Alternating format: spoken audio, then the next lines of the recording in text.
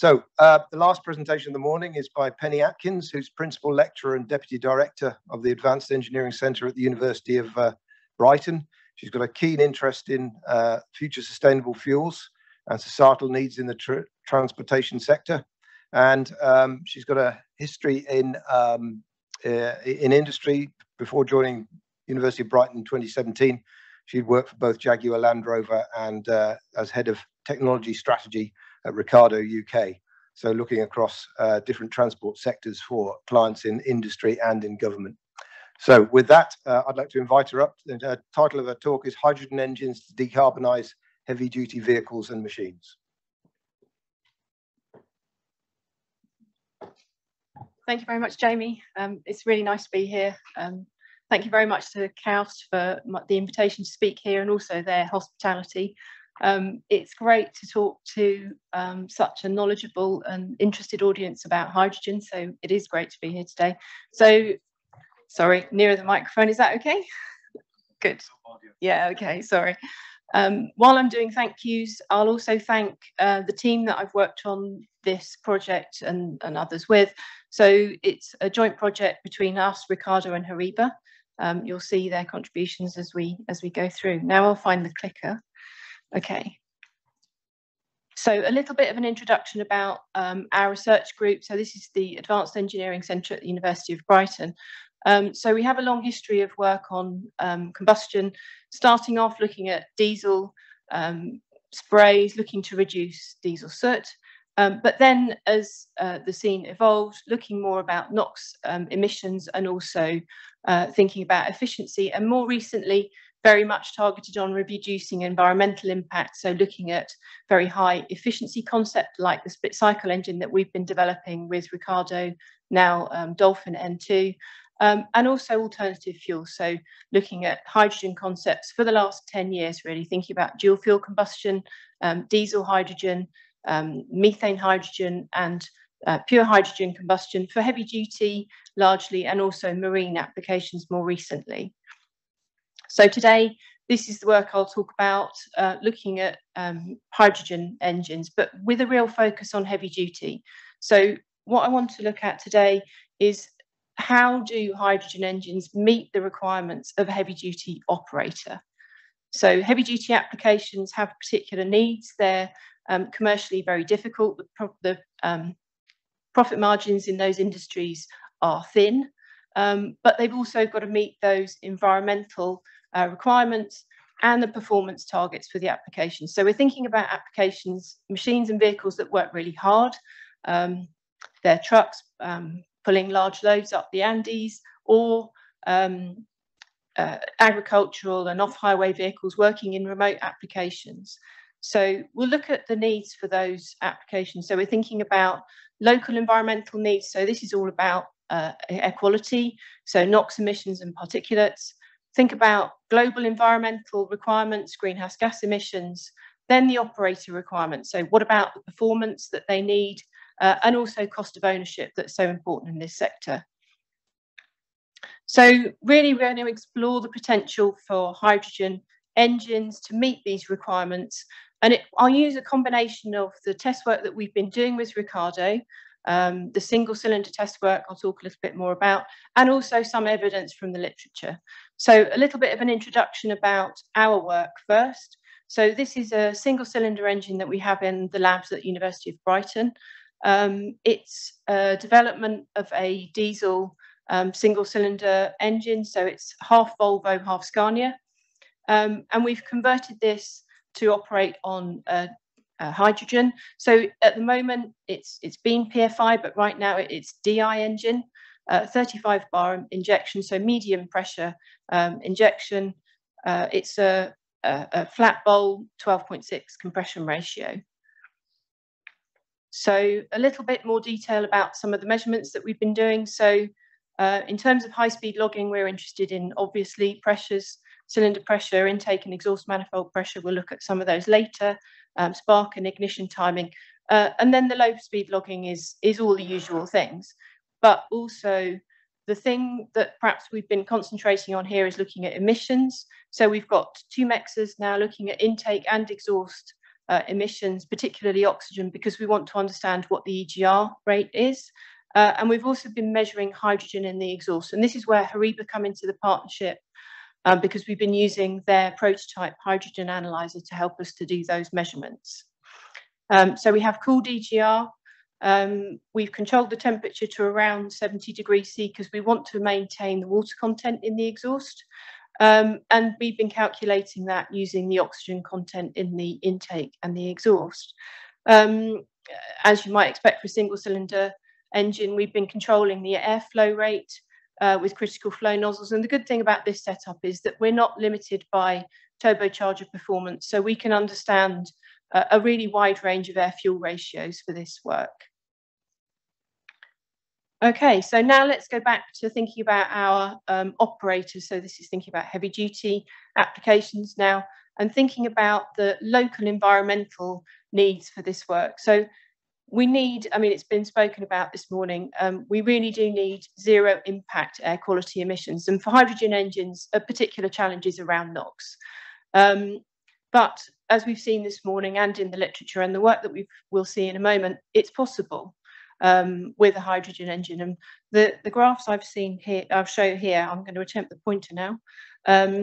You'll see on the left-hand side, this is some work, these are both light duty engines, but this shows the effect of using water injection and EGR. So you'll see that we've got EGR rates up to 30%, and then water injection. So it's WHR is water hydrogen ratio. And you'll see that for this engine, in actual fact, injecting water gave better NOx reduction than EGR. The right-hand side graph is showing NOx reduction with varying air-fuel ratio. And interestingly, here they show a breakdown of NO, NO2 and N2O, showing that it's mainly NO. So then what did we see for the heavy-duty engine that we've been testing at University of Brighton? I seem to have given up clicking. Am I pointing it in the wrong place? Glitches. Can we go on to the next one? One back. Oh no, yeah, that's sorry, that is the next one. No.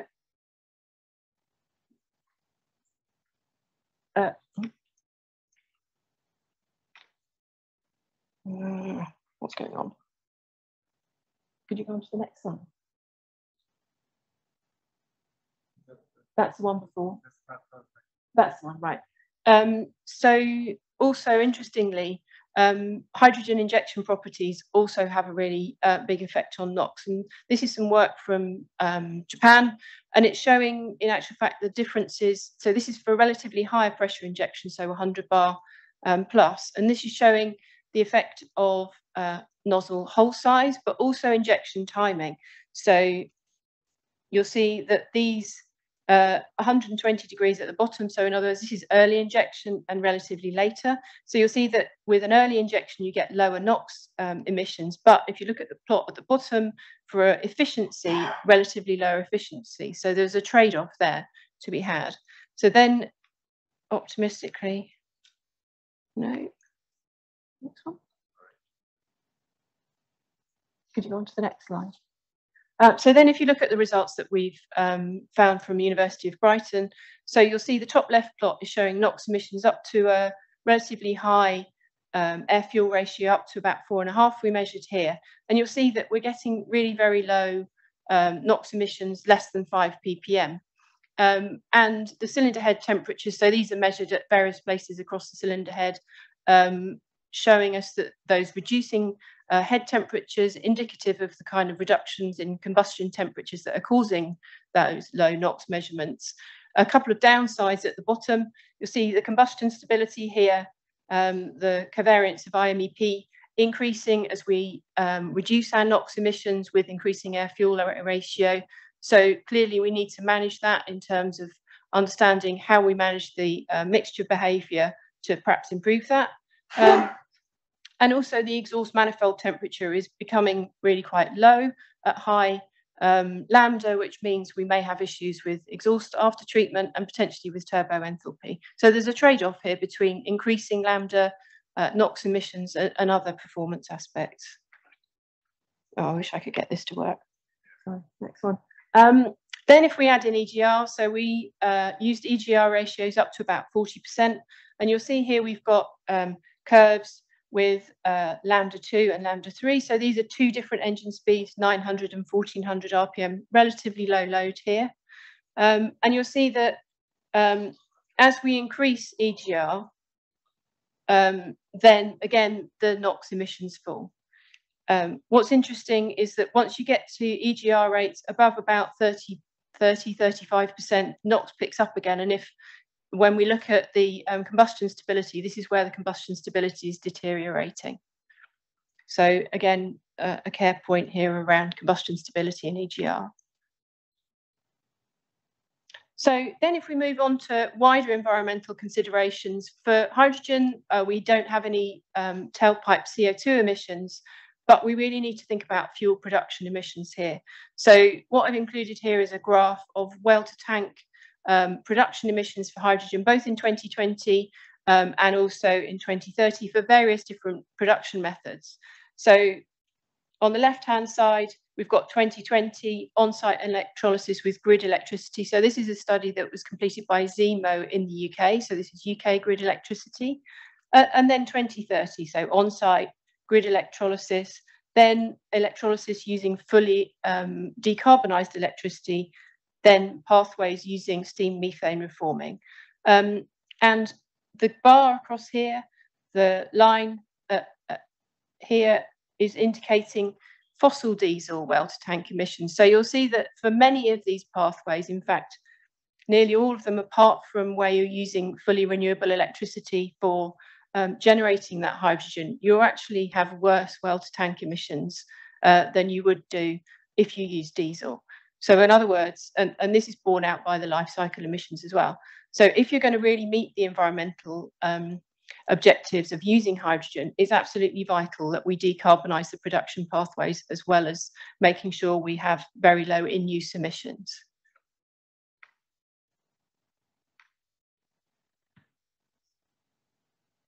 Okay, so let's go on and think about operator requirements here. So performance for operators isn't desirable. It's not about acceleration off the traffic lights or anything like that. This is all about, can the vehicle or machine actually do the job that you need it to do? So we need to be able to produce high power and torque. And for hydrogen engines, there are particular challenges here. So there's challenges around injection system flow rates. Can you get enough hydrogen into the cylinder? Airflow rates for the high lambda needed for low NOx, and also reducing the likelihood of adverse combustion. So this is some work from Hyundai and others looking at, can they produce the power output that they really need? So in this work, they used TVGTs and an electric supercharger. So, you know, the boosting system is working hard. It's a light duty, so a passenger car application. And you'll see that the implementation has a main operator, which is ultra low lambda, so greater than 2.5. But then in the high load area, they've had to back off the air fuel ratio. So we're getting lambda greater than 1.7, so that they can get sufficient power output. But they did achieve that. So this is compared to a gasoline engine, admittedly, but the power curve here on the right-hand side shows that for most of the operating range, they managed to meet the power requirements of the gasoline engine. Interestingly, what's limiting them here is the adverse combustion phenomena, which we'll have a look at later and later on in the day. So in terms of performance, it's possible. But then how about cost of ownership? So this graph shows UK cost of ownership. This is for an on-road 44-ton truck. So the breakdown, really the biggest cost in here is fuel and AdBlue. So in other words, fuel efficiency is really important. I think also as an issue here in terms of developing hydrogen mobility, cost of the fuel is also important, but perhaps we won't talk about that right now. Driver costs are the second largest, so things like refueling times are really vital here, which is an advantage for hydrogen compared to battery electric vehicles. But then vehicle purchase cost, depreciation and lifespan are also important contributors. And that means durability. So controlling those adverse combustion reactions is really important. So we're going to have a look at purchase cost, efficiency, and those adverse combustion reactions. So this is some work we did with APC, looking at comparing hydrogen ICE with hydrogen fuel cell. The things to note on this table, so we've got 2025 and 2035 costs for hydrogen ICE and hydrogen fuel cell. Of course, for both of these, you need the extra cost of the hydrogen tank. So this is an extra cost over diesel. But for the hydrogen fuel cell, you also need batteries, and the powertrain, so the fuel cell stack and balance of plant itself, is expected to be more expensive than the hydrogen ICE until 2035 at least. So using a hydrogen ICE might give you a relatively lower cost powertrain right now and into the future. And we've heard the advantages of this in terms of supply chain are there, in terms of you can use the existing engine production supply chain, which is going to give you an advantage in terms of time to market.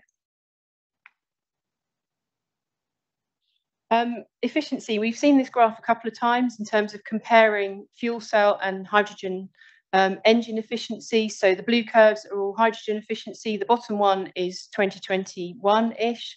The top one is 2035 potential fuel cell out. The middle one is 2035 traction. Now, what I've added onto this, which is different compared to the last graphs, is efficiencies that we might see if we were to use a high efficiency concept like the split cycle that we've been developing at University of Brighton with Dolphin, where we might expect to see, this is perhaps optimistic, but efficiencies around 55%. That's our roadmap.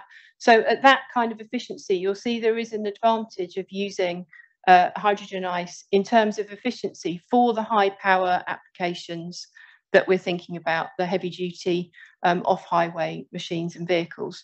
So I think there's going to be room in the market for both solutions, because at these sorts of loads, we are getting higher efficiency. So things like buses, passenger cars, maybe that's where you need to go.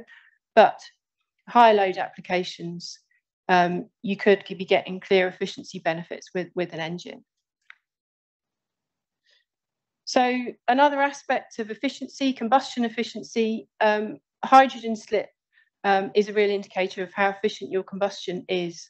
And so we measured this to think about the effect of EGR and air fuel ratio.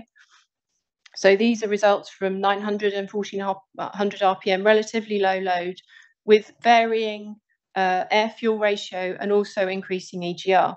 So you'll see that at the hydrogen, the hydrogen slip increases as you increase the air fuel ratio, and then also as you're increasing the EGR rate.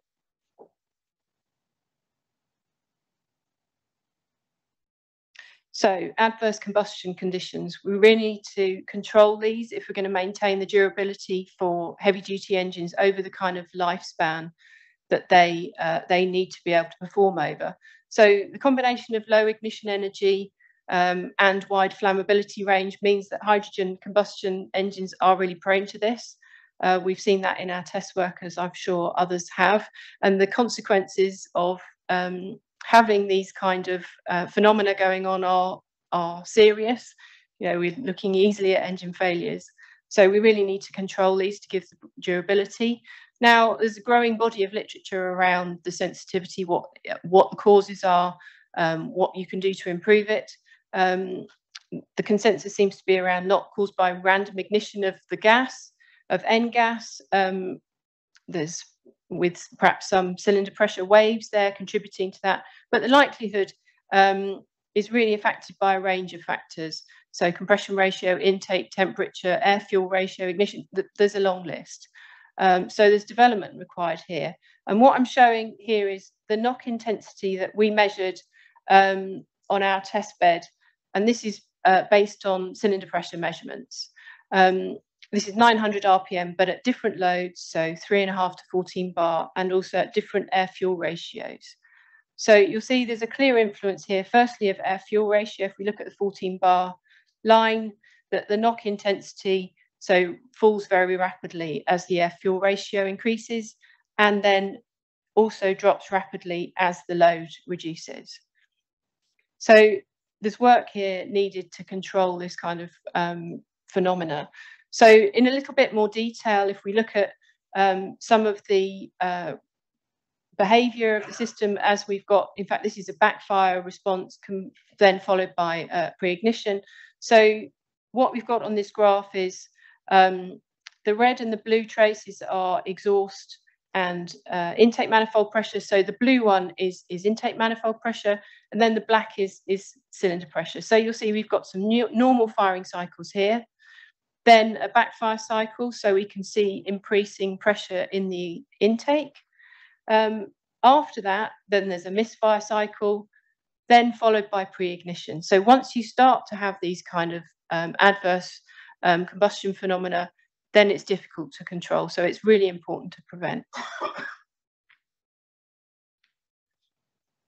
Okay, so to conclude, to succeed, hydrogen engines must meet heavy-duty operator requirements alongside environmental objectives. So in terms of local air quality requirements, we've seen that near zero NOx emissions are possible with high air fuel ratios, EGR, and with water injection. If we're going to have high air fuel ratios to manage NOx, then high air fuel rates are required for this required boost system development. In terms of well-to-tank emissions, it's really important that we consider how the hydrogen is made to make sure that we genuinely get the kind of greenhouse gas emission reductions that we need. And in terms of cost of ownership, the hydrogen combustion engine can really give benefits over a fuel cell. So it's really important to consider the appropriateness of your powertrain for the kind of application that you're using it for. So in terms of what we're doing at Brighton, further work is very much looking at hydrogen fueled split cycle engines. So this produces other challenges, because rather than injecting directly into the cylinder about 35 bar, we have a pressurized and hot intake air. So that's something we're working on right now to move that engine technology on to use this fuel. So thank you very much.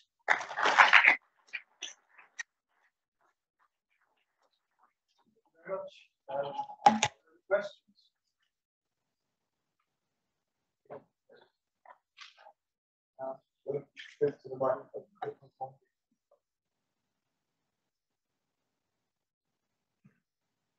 Thank you for the presentation.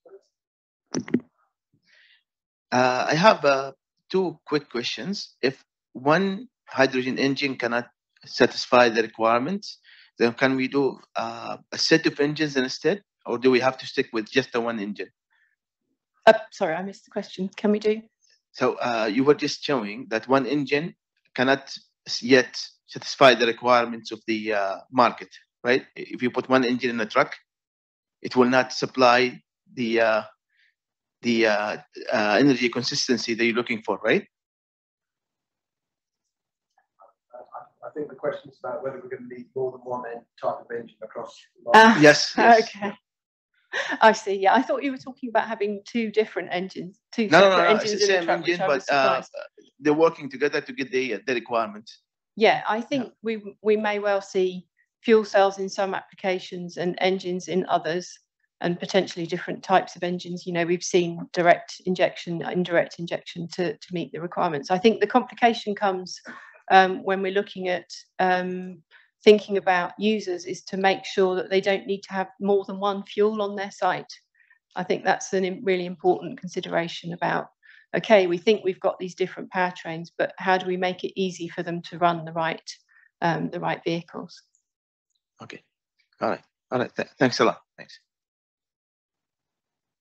Thank you. Maybe a question related to all of the speakers. Okay. Why hydrogen suffer from NOx even though it's a high octane number of fuel? I understand pre-ignition being it's with low ignition energy, with hot spots, lubricants can burn things, but why does it suffer from NOx? Yeah, I think because certainly what we've seen is that it's related to as you say, hotspots in the, so in other words, it's about low ignition energy and the wide flammability range. So you're more likely to have backfire, for example, because of that. And then also the evidence from the work that we've been doing is that if we have a period of motoring, so there may be more lubricant in the combustion chamber, then we're much more likely to have knock following that. So I think there is a strong influence of lubricant particles within the combustion chamber. So if you've had an engine with no hotspots or on lubricant, should not suffer from knock. Is that your? I'm not sure if I mean, I'm just. Yeah, more research. No, I'd say less, the mechanism, much less. The likely. mechanism. It's not like this, you know, flame propagation and then end gas auto ignition. It's the mechanism of it is that there is spots that ignites or help in. What's interesting, and I explained it very badly in the presentation actually, is I've been reading about the influence of pressure waves. So in other words, because you have very fast flame speed, then that builds up the pressure ahead of the end gas, which then means that you're much more likely to have combustion going off there. So it can be a sort of accelerating issue because of that very high flame speed and pressure waves. You may explain that better than me. Maybe a comment on that. Very often we see that there is a pre-ignition starting and then the following combustion is knocking due to the higher temperatures there. So I would say pre-ignition is a much more severe topic than knocking in reality, but it's sometimes following the pre-ignition. Okay. Thank you. And maybe, sorry for taking long. And does it help that it is not like it's high auto ignition resistivity helps in not going to these super knock events? No, there is pre-ignition with hydrogen, but not super knock, or still super knock is valid also to hydrogen. Unfortunately, it's still valid to hydrogen. So you have the whole possibilities. You can, as I mentioned, for a teacher, it's very interesting because you can explain all different types of anomalies. Okay, thank you very much.